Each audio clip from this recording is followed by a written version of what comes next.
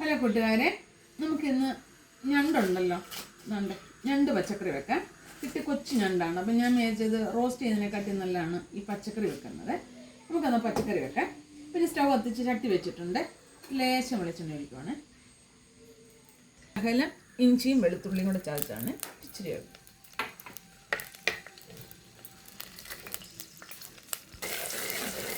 ഞാൻ കരിയാപ്പലയുണ്ട്, 3 പച്ചമുളകുണ്ട്, 2 തക്കാളിക്കുണ്ട്.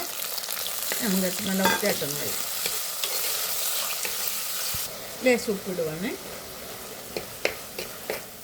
നമ്മുടെ തക്കാളി എല്ലാം വഴണ്ടിട്ടുണ്ട്. അപ്പം ഞാൻ മല്ലിപ്പൊടി,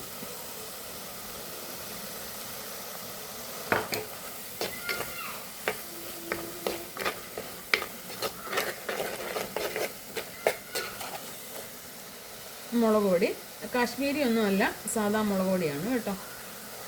ഇച്ചിരി കളർ കുറവായ മുളക് ഇപ്രാവശ്യം കിട്ടി.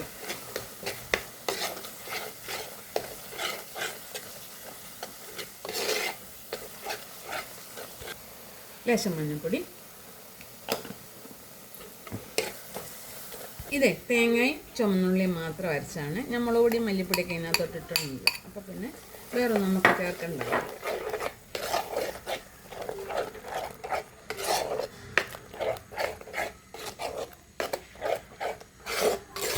മിക്സിയുടെ ജാറ് കഴിയാണ്. തക്കാളിക്ക് ഇട്ടെങ്കിൽ നമുക്ക് തോട്ടുപുളി കൂടി ഞാൻ ഇടുവാണ്. ഇനി ഇതൊന്ന് തിളച്ച് വരട്ടെ. അതുകൊണ്ട് അരപ്പൊക്കെ തിളച്ച് വന്നിട്ടുണ്ട്. ഞാൻ കൊച്ചു ഞണ്ടാ കിട്ടിയത്.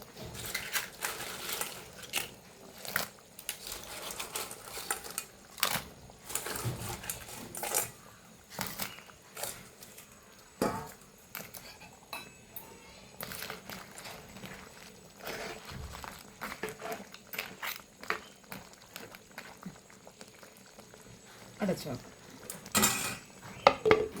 നമ്മുടെ ഞണ്ട് പച്ചക്കറി റെഡി ആയിട്ടുണ്ട്.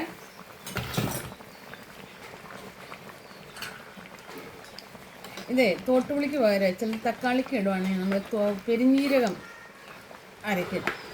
നല്ല ടേസ്റ്റാണ്. പക്ഷേ ഞാനത് ചെയ്തില്ല. തോട്ടുപുളി തന്നെ ഇട്ടാണ് കറി വെച്ചത്. അപ്പം കടുക് വറുക്കാം. വെളിച്ചെണ്ണ ഒഴിക്കുവാണ്. കടുക്,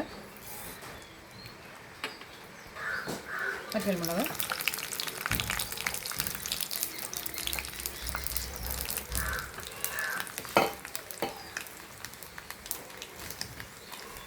കറിവേപ്പില, ലേശം ഇച്ചിരി മുളക് പൊടി.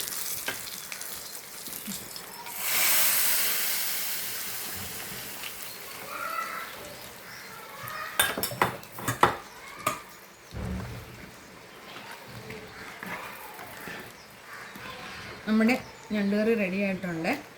എല്ലാവർക്കും ഇഷ്ടപ്പെട്ടാലേ ലൈക്ക് ചെയ്യാനും ഫോളോ ചെയ്യാനും മറക്കല്ലേ, ഷെയർ ചെയ്യാനും മറക്കരുത്.